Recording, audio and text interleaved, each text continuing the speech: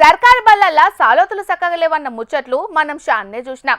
ఇగట్లనే సార్లు లేక పిల్లల చదువులు సాగుతలేవన్న ముచ్చట్లు కూడా మన జోర్దార్లా ఇదివరకు చెప్పుకున్నాం. కానీ ఈ సర్కారు బల్లే ఏం చేయంగానే పిల్లలు గోసపడుతున్నారో చూడుండ్రి.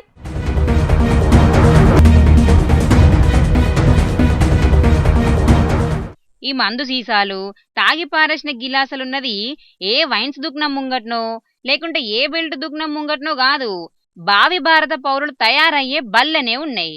చెట్ల కింద చల్లటి గాలి పీల్చుకుని బుద్ధిగా చదువుకోవాల్సిన పిల్లలు మందు సీసాలు వాసనలు పీల్చుకుంటే బల్లె తిరగాల్సిన పరిస్థితి మోపైతున్నది. శ్రీకాకుళం జిల్లా బూర్జ మండలం అల్లెన ఊళ్ళున్న సర్కార్ బడిని అక్కడి మందు బాబులు తాగుడుకు అడ్డాగా మార్చుకున్నారట. ఇక దీన్ని బడి అనల్లో బార్ అనల్లో కూడా తెలియని పరిస్థితి ఉన్నదని ఆ స్కూలుకు పిల్లలు పంపించే తల్లిదండ్రులు కూడా గరానికి అత్తుర్రు. ఇక బడి సార్ ఏమంటున్నాడో ఇనుండ్రి. పాఠశాల ప్రాంగణంలో అనేకమైనటువంటి అసాంఘిక కార్యక్రమాలు జరుగుతూ ఉన్నాయి. దీనికి కారణం ఏమిటంటే చుట్టూ ప్రహరీ లేకపోవడం. దానివల్ల ఎమ్స్ ఇక్కడే రాత్రులు పూట ఎమ్స్ మద్యం సేవిస్తూ ఆ సీసాల ఎమ్స్ మా యొక్క ప్రాంగణంలోనే పడేస్తూ ఉదయం అయ్యేసరికి చూసేసరికి చాలా అసహ్యంగా కనిపిస్తూ ఉంది. అదేవిధంగా మా యొక్క క్లాస్ రూమ్లను కూడా వాళ్ళ ఎమ్స్ ఉపయోగించుకొని ఆ యొక్క సాంఘిక కార్యక్రమం నడిపిస్తూ ఉన్నారు.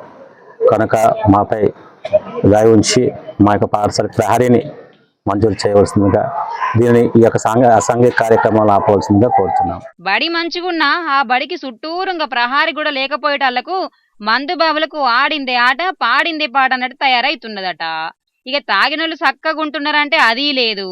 తాగిన సీసాలు అక్కడనే వలగొట్టే వరకు పిల్లల కాళ్ళకు గుచ్చుకొని పాపం షాన్ అవస్థలు పడుతున్నారట. అయినా కూడా మందు బాబులు మాత్రం గింత సుతం మారకుండా మళ్ళా గదే పని చేస్తున్నారట. గందుకే ఇప్పటికైనా మా బడికి ప్రహారీ కట్టాలని డిమాండ్ చేస్తున్నారు. మరిగా తల్లికి వందనం పేరు మీద ఎంతమంది పిల్లలుంటే అంతమందికి 15,000 రూపాయలు ఇస్తామని సర్కారు చెప్పినట్టే చేసింది.